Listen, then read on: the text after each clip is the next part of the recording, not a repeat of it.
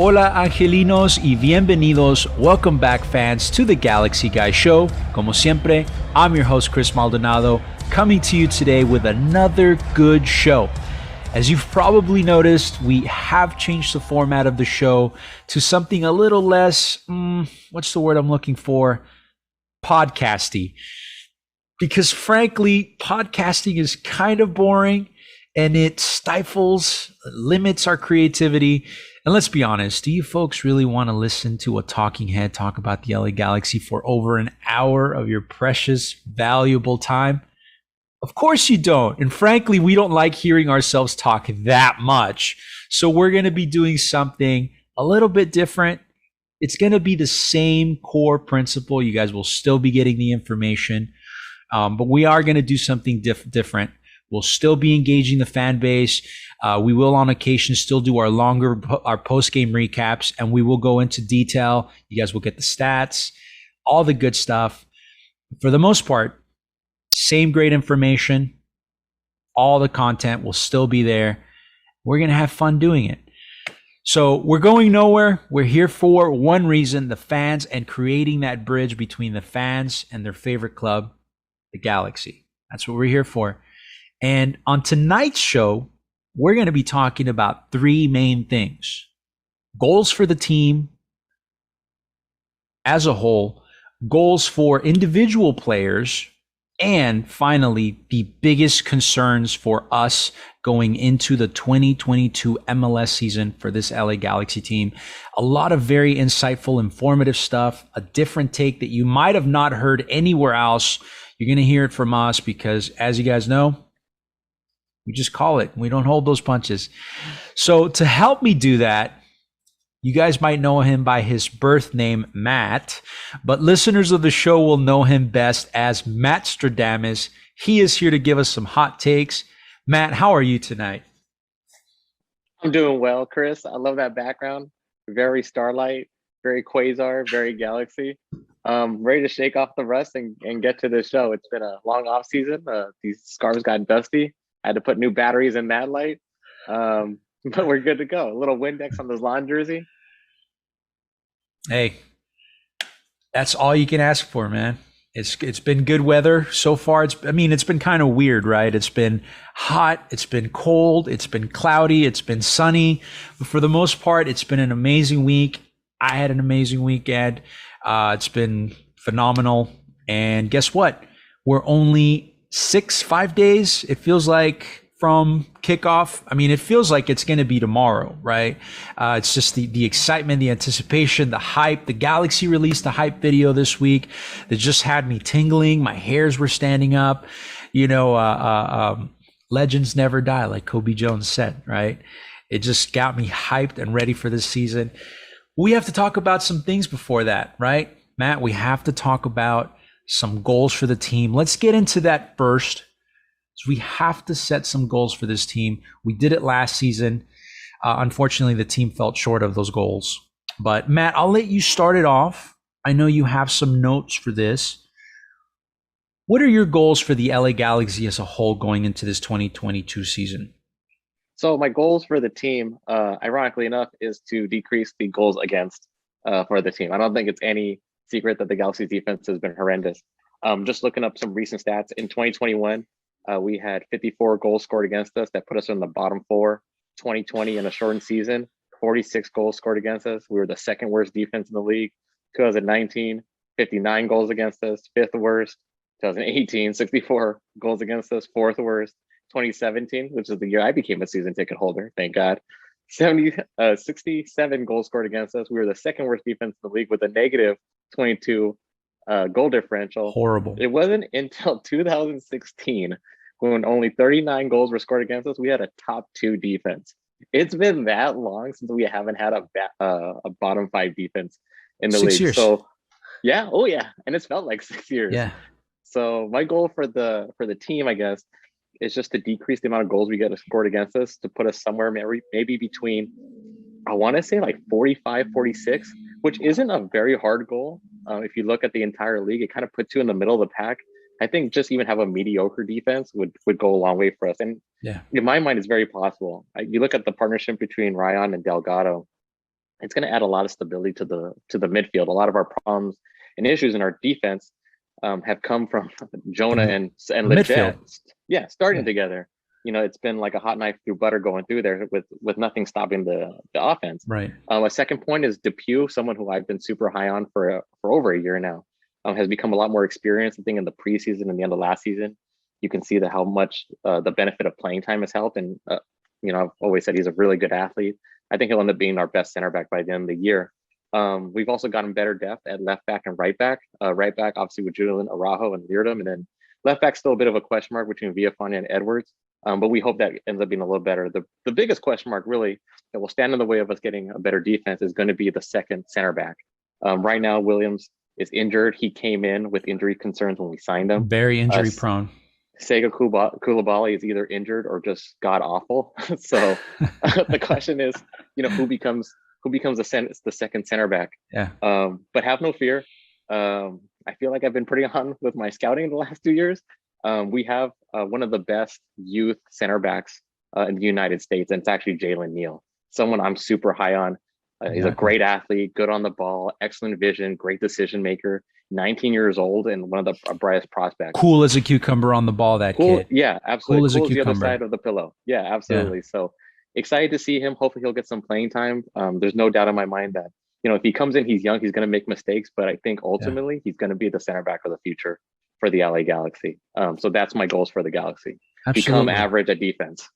Become average at defense. That is, I won't exactly call that setting the bar low, but it is setting the bar low. And that is just how far the Galaxy defense has declined in the last 6 years, right?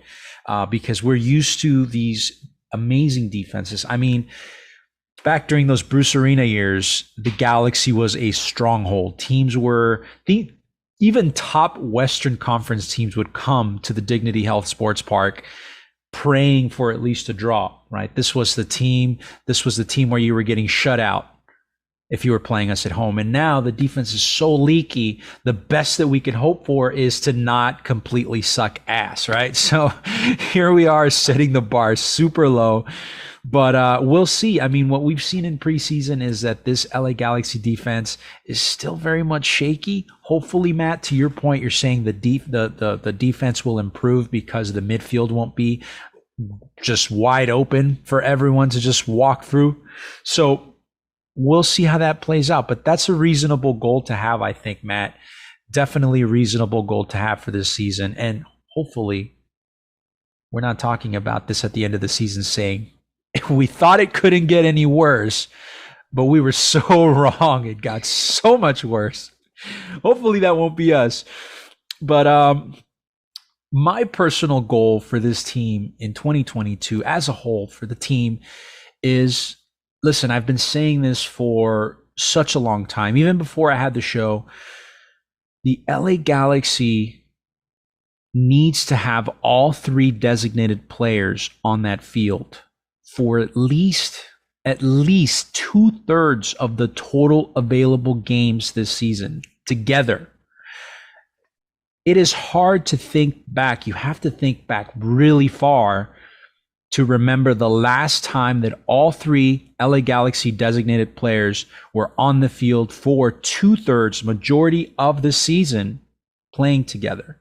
And that was 2014. And ever since then, it's been just injury-prone designated players, Giovanni Dos Santos, Steven Gerrard, Jonathan Dos Santos, guys that were just not able to stay healthy. They weren't able to play together. And this, at the end of the day, this is MLS, right? Where designated players make your season. Those three players are the ones that make your season. So this team will not amount to much. It won't go very far if all three designated players are not firing on all cylinders. Kevin Cabral, Chicharito, and Douglas Costa need to be in there for 22 games. Am I crazy? Am I being unreasonable for me to state or to set that goal for this team? No, Matt, definitely not. Am I being crazy? I make a lot less, and I'm supposed to be at work a lot more often than these guys. So I don't think that's that unreasonable. I mean, let's be reasonable. Kevin Cabral's a young guy.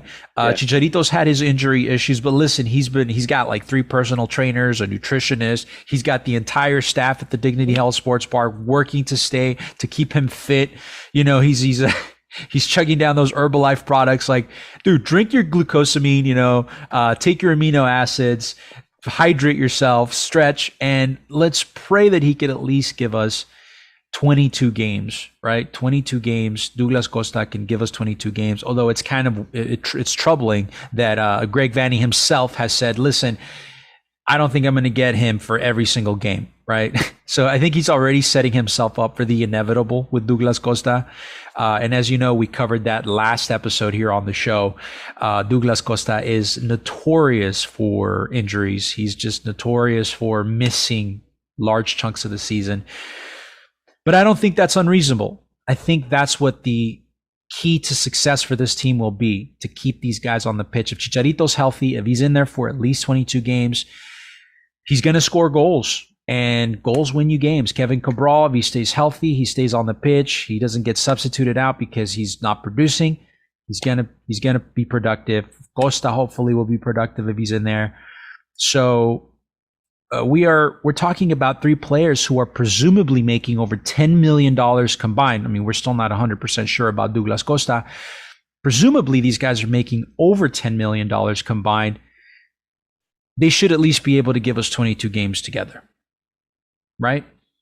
Yeah, absolutely. So that's my goal for the season. I know that's a goal for a lot of Galaxy fans out there. That's the recipe for success in MLS. You can't get far in this league if your 3 designated players, first of all, if your designated players aren't good.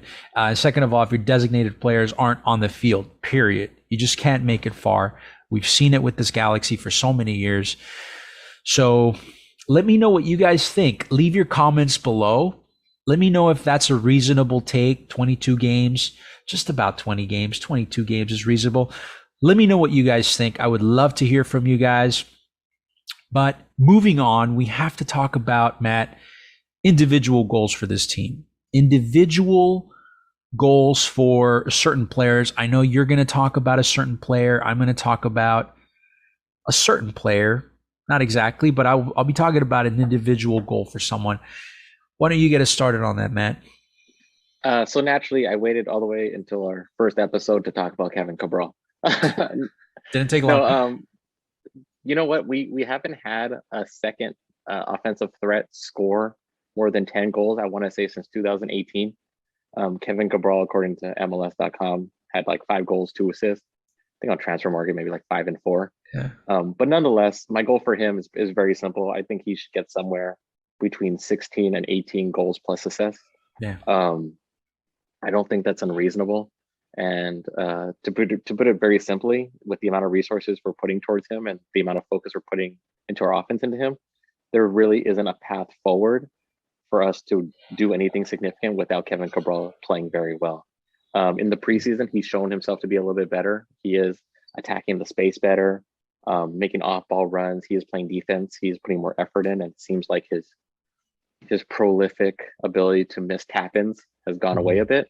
But he's a young guy. We'll have to see whether he can do it over the course of the season. You know, in the preseason, you don't really prove anything. You only show signs of hopefully improvement.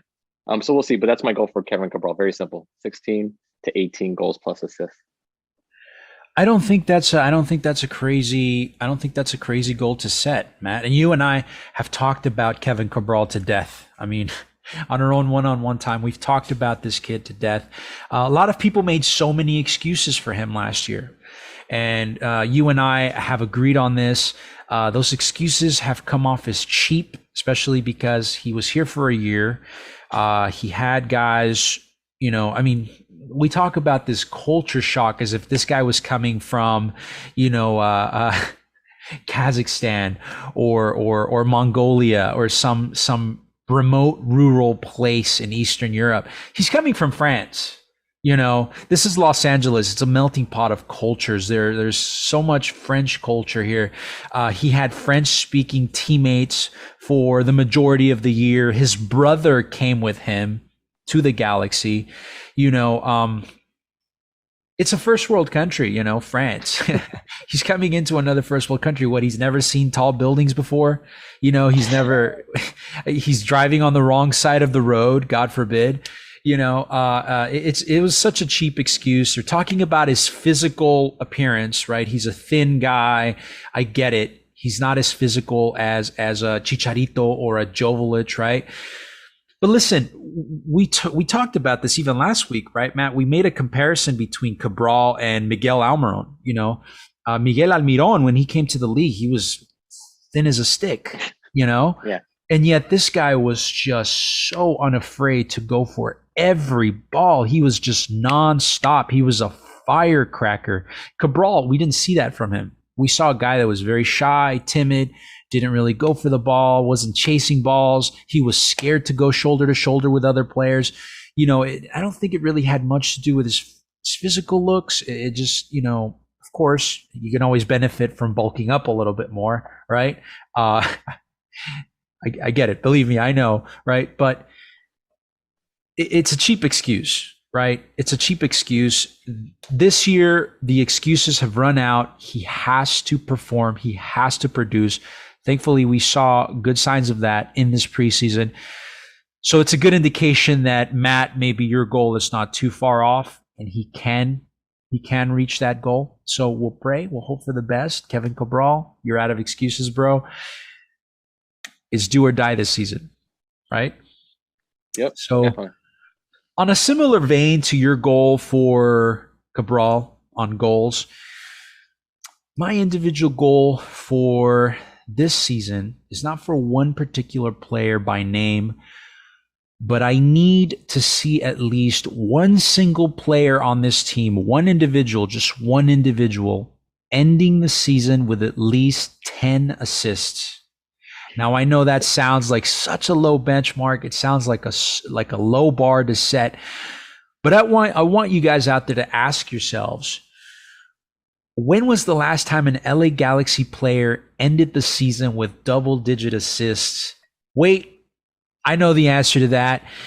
The LA Galaxy is now going on 5 years since the LA Galaxy has had a player that ended the season with at least 10 assists, right? Last season, 2021, our top assist leader was Julian Araujo, a defender, 7 total assists. In 2020, it was Christian Pavón with 7 total assists. We know how good he was. 7 assists is respectable. It's not a lot, but it's respectable. 2019, it was Pavón again, this time with 8 assists. Of course, we know that's, you know, he had plenty of goals to compensate.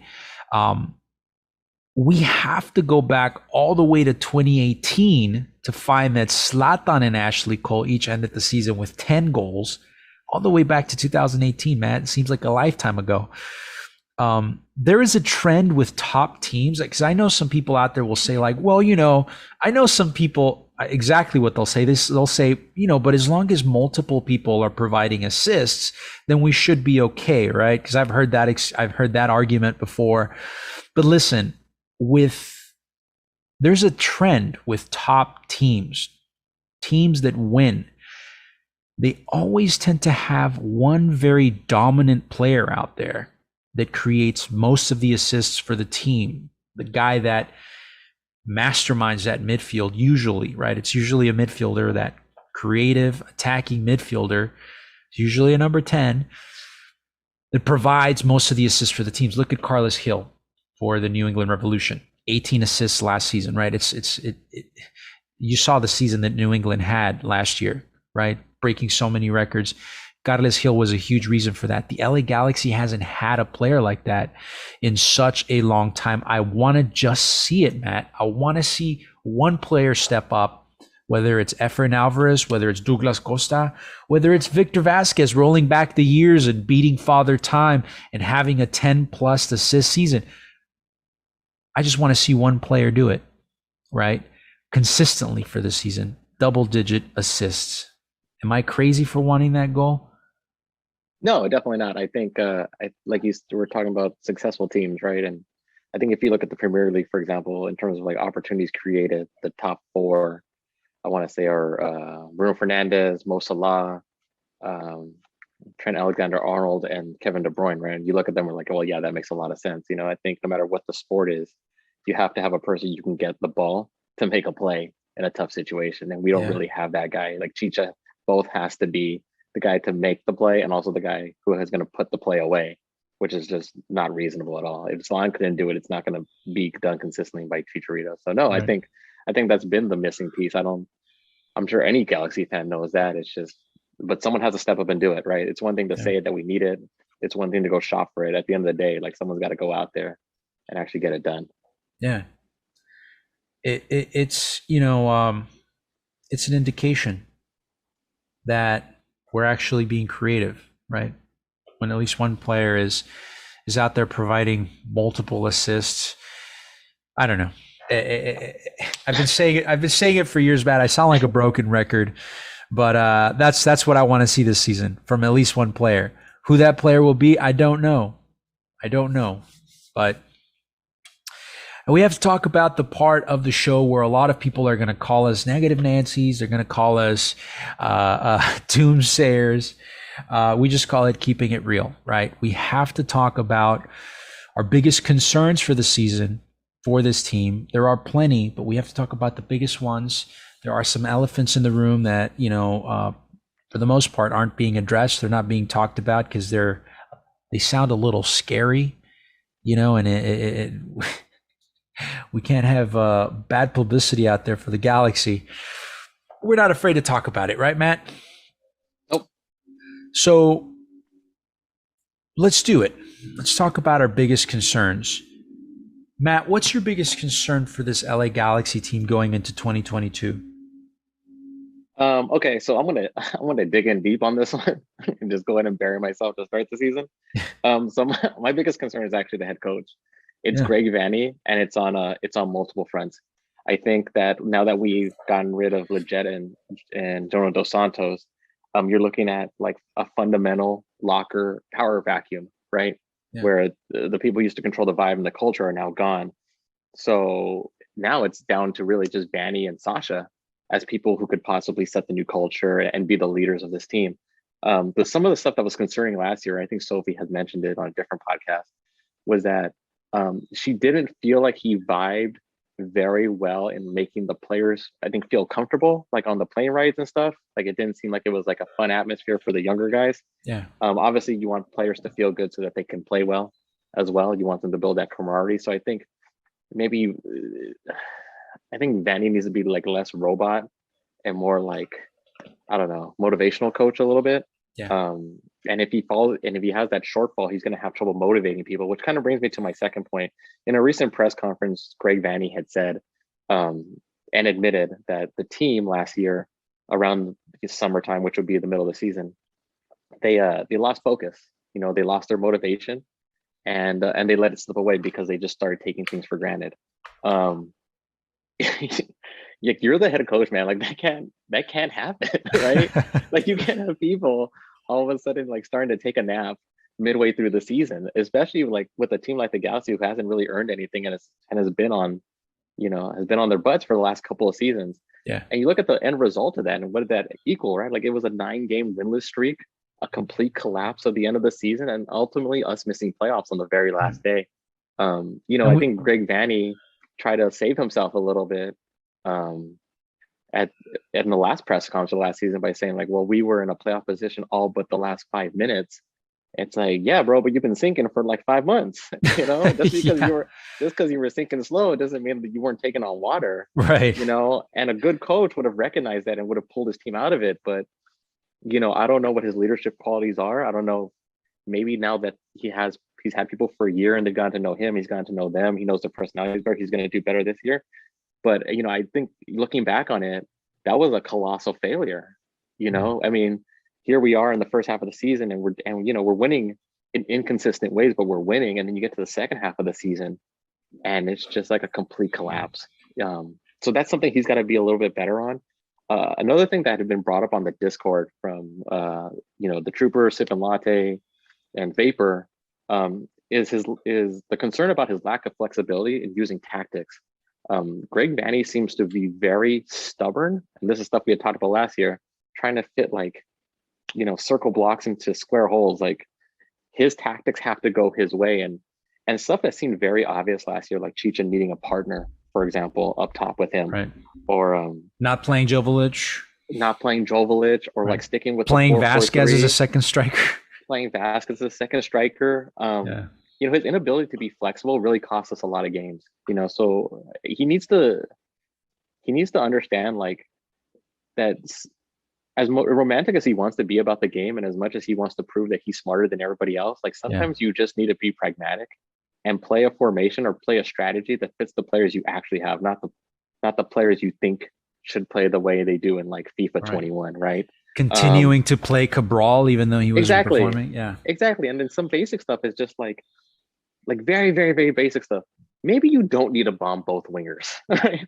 Maybe just send one, right? Because our defense is terrible. And in all honesty, like we haven't had a creative midfielder, like you said. We could have thrown 8 people up there. It wouldn't have helped us offensively. Yeah. So why overexpose yourself so much? And then finally, the last part about it, in terms of Greg controlling the atmosphere, the environment, the tactics, and the locker room, is the 2 wild cards that are going to be coming at him this year, which is Costa, right? And the soon to be announced Zavaleta. Right?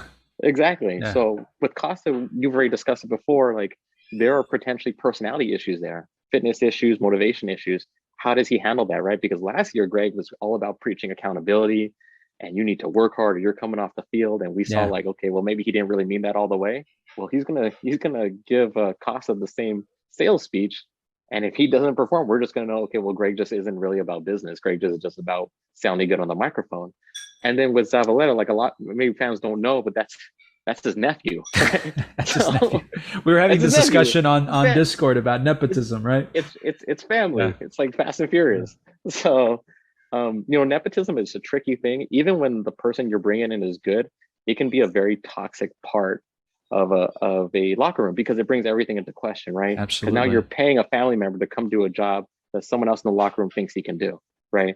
Absolutely. And who I'm eyeballing on this is like someone like Jalen Neal, a top-ranked, U.S. prospect, possibly going further back in the depth chart and not getting his chance to play as many minutes because Greg wants to bring in his fringe MLS nephew, who may or may not have gotten kicked down to like USL had Greg not signed him. So we'll see. These are all hurdles that Greg has to overcome. This is my concern. And it seems like, the linchpin here is going to be Greg Vanney. Absolutely. That's a major concern. It's been a major concern for me. I know that most of you guys out there have been told repeatedly that Greg Vanney is kind of like the second coming of Jesus. I don't dislike the guy. I think he's a good coach. I think previously at Toronto, he got a bit lucky by, having possibly the greatest DP in MLS history. Definitely one of the most talented players that ever played for any MLS team. Talk about Sebastian Giovinco, right? That's a good way to win championships. When you have him in his prime on your team, chances are you're going to win championships. But all of the same concerns from last season, Matt, all the things you just talked about right now, his inability to adapt. I think that's the number one issue with Vanney. I think his inability to adapt. We saw that last season. I think that's going to be a big concern, a major point of concern. We talked about this last week when we were kicking the ball around at the park, you and I, where it just seemed like, yes, the Galaxy started off hot because it was a new coaching staff, a bunch of new players. The league didn't know what to expect from us. It was new. It was fresh. So we performed very well. And then once the other teams in MLS caught on to exactly how we were playing, which really wasn't very intricate. It wasn't difficult to figure it out. It was a very one-dimensional style of play. Once the other teams figured that out, they were able to shut us down, and they were able to break right through our midfield, right through our defense. And Vanney did not adapt. And that's why it was a trajectory this direction downward for the rest of the season, and we sunk. We didn't make playoffs. So definitely want to see that this season, Matt. I want to see whether or not Fanny can bite the bullet and adapt, or whether he will stick to his guns, and we'll see. But definitely a big concern. Now, for me, my biggest concern for this LA Galaxy team in 2022 is simple, right? The LA Galaxy needs to have a good playoff run this season. I'm not saying simply qualify for the playoffs, for the postseason. I am saying that this LA Galaxy team, at the very least, needs to have a good showing in the playoffs. And here is why. The LA Galaxy is now entering its 8th year, their 8th season since winning their last MLS Cup. This is a make or break season for the LA Galaxy in terms of how the rest of the league will view us going forward. And here's exactly what I mean by that. For the past decade or so, the LA Galaxy has been considered the giant in MLS. They are considered the biggest club in MLS, the club that had the big name stars, had the hottest records, the most MLS Cups, a team that was feared across the league. But here's the thing. The LA Galaxy wasn't the first team to be considered that. We weren't the first giant. We weren't the first mega club in all of MLS. That club was DC United. That title of giant belonged to DC United at one point, the winners of the first and second MLS Cups, winner of 4 total MLS Cups, winner of 4 supporter shields, winners of a CONCACAF Champions League trophy, 3 US Open Cups. Now, here's the thing. They were the most dominant and feared team in MLS for so many years. They had the big name stars too, right? They had the top talent. Now ask yourselves where DC United is now as a franchise. They have become the laughingstock of the league. I want you guys to compare the subsequent 8 years after DC's final MLS Cup win in 2004 to the subsequent 7-8 years for the LA Galaxy since their last MLS Cup in 2014, because we're entering our 8th year now. DC stayed pretty competitive. They stayed relatively competitive in the league in those 8 years after their final MLS Cup. They made deep playoff runs in 4 of those years, missing 4. But the 4 years that they did make playoffs, it was 2 semifinals and 2 conference finals. They stayed relevant. They stayed competitive. Can we say the same thing about the LA Galaxy in the last 7 or 8 years? We can't say that. The 3 times that this Galaxy team has made playoffs, they've been shallow runs, right? I think we exited early in 2015. The years in which Zlatan was here, the Galaxy had poor showings in the playoffs. It has to be this year, Matt. It has to be this year where the LA Galaxy makes a statement in the playoffs in order for us to remain relevant, in order for us to not follow the same path that DC United did. Because if we do, I'm afraid of what's going to happen.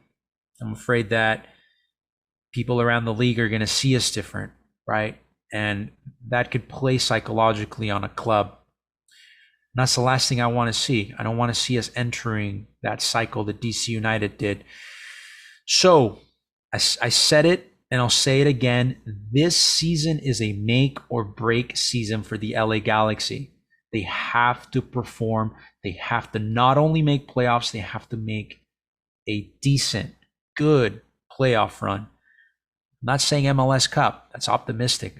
I'm hoping for an MLS Cup. But they have to have a good showing in the playoffs. What do you think, Matt? I think you're right. It's we're at a turning point right now. Our season ticket renewals, I believe, have gone down. Our average attendance has gone down. I don't know how else to say. We got to win. It is what it is. As someone who actually cares about the club, we have to win. That's it, and that's all it's ever going to come down to. I enjoy that, like the fan events, and that we've had players that are very nice and players that seem very cool and players that have very entertaining Instagrams. But at the end of the day, like if this club doesn't win, it's irrelevant, Yeah. you know.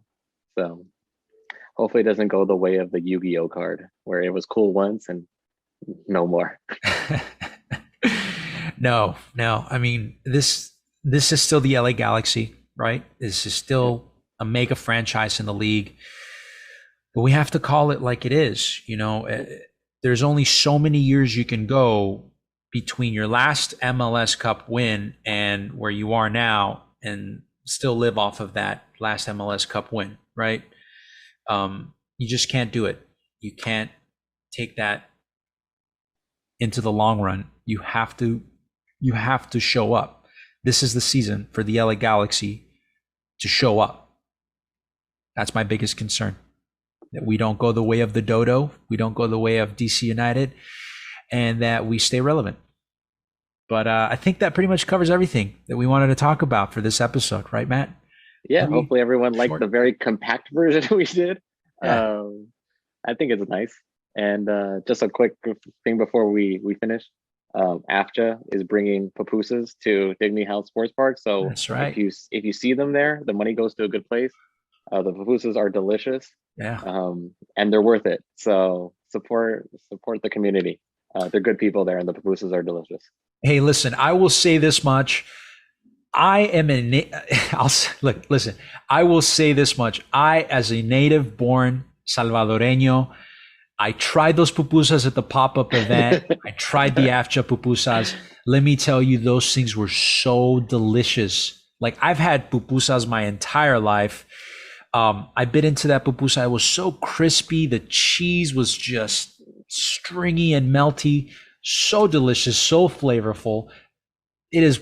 I'm excited for this season, but to be honest, one of the things I am most excited about is not Douglas Costa. It's those AFCHA pupusas at the Dignity Health Sports Park. I can't handle the hot dogs there anymore. I can't handle the stale pizzas.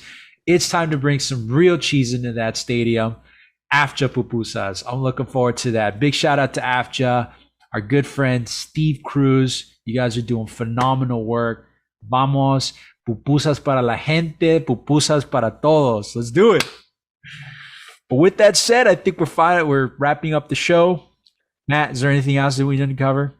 Nope, that's it. Bye pupusas. Bye pupusas. All right. So from myself, Chris Maldonado, you guys know me. You guys know where to find me. The socials are always in the description below. For my awesome co-host, Matt, who's always here to just punch away. We appreciate you guys tuning in, and we look forward to seeing you guys at the stadium this Sunday, 2 p.m. against the reigning MLS champions, New York City FC. It's going to be a good game. I could just feel it, Matt. It's going to be a good game. We're going to see a triple hat trick from Cabral, Costa, and Chicharito, and a shutout. So look forward to seeing you guys there. Possibly some fan interviews after the game. So stick around for that. You guys have yourselves a good rest of your week.